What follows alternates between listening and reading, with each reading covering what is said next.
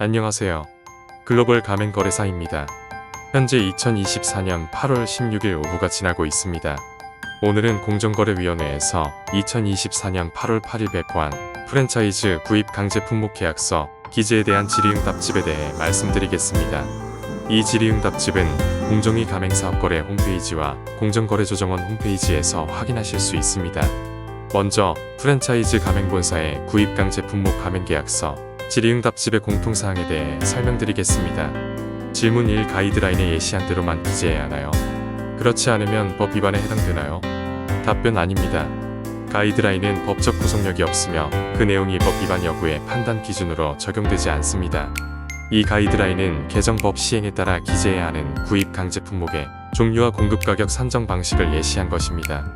다만 필수 품목의 종류와 공급 가격 산정 방식을 계약서에 의무적으로 기재해야 한다는 개정 가맹사업법 내용에 반하는 경우는 법 위반이 될 수 있습니다. 예를 들어 필수 품목의 종류나 공급 가격 산정 방식을 기재하지 않거나 너무 추상적으로 기재한 경우가 해당됩니다. 질문 2-1 구입 강제 품목의 종류와 공급 가격 산정 방식에 대한 정보를 가맹계약 체결 이후 제공해도 괜찮을까요? 답변 아닙니다. 구입 강제 품목의 종류와 공급 가격 산정 방식은 계약서에 반드시 기재해야 하며 이는 가맹점 사업자에게 예측 가능성을 부여하고 가맹 희망자에게 필요한 정보를 사전에 제공하기 위한 취지입니다. 법문헌상으로도 가맹계약서에 이러한 정보가 포함되어야 한다고 명확히 규정되어 있습니다.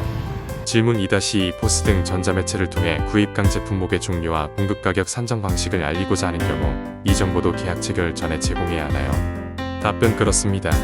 정보 제공 방식과 상관없이 구입 강제 품목의 종류와 공급 가격 산정 방식은 가맹계약 체결 전에 가맹 희망자에게 제공해야 합니다. 계약서를 처음 제공할 때 해당 정보를 포함한 서면을 제공하고 이후 포스 등 전자매체로 통지하는 방법도 가능합니다. 질문 3 구입 강제 품목의 종류와 공급 가격 산정 방식은 각각 별도의 조항으로 기재해야 하나요? 답변 아닙니다. 동일한 조항으로 규정할 수도 있고 하나의 표로 함께 기재하는 것도 가능합니다. 중요한 것은 해당 사항이 모두 계약서에 포함되어 있어야 한다는 점입니다. 질문 4 기존 가맹점 사업자와의 계약서에 구입 강제 품목 관련 항목을 추가할 때 가맹본부 단독으로 계약서를 수정할 수 있나요? 답변 계약 내용 수정은 기존 계약서에 규정된 절차에 따라야 하며 법령 준수를 위해 필요한 경우 가맹본부가 단독으로 변경할 수 있는 조항이 있다면 가능합니다. 그러나 일반적인 원칙에 따라 계약 당사자 간 합의가 필요합니다. 질문 5 정보공개서 재등록이 필요한가요? 답변 올해 정기 변경 등록 신청을 한 경우 별도로 정보공개서를 재등록할 필요는 없습니다. 계약서만 현행화하면 됩니다. 질문 6 포스 등 전자매체를 활용하여 변경사항을 통지할 때 수신 시점을 확인할 수 있는 매체를 사용해야 하나요? 답변 개별 가맹점 사업자가 수신 시점을 확인할 의무는 없으나 분쟁 예방 차원에서 확인할 수 있는 매체를 활용하는 것이 바람직합니다. 이상으로 구입 강제 품목의 계약서 기재사항에 대한 공통된 질의응답을 설명드렸습니다. 무더위에 건강 유의하시고 시청해주셔서 감사합니다.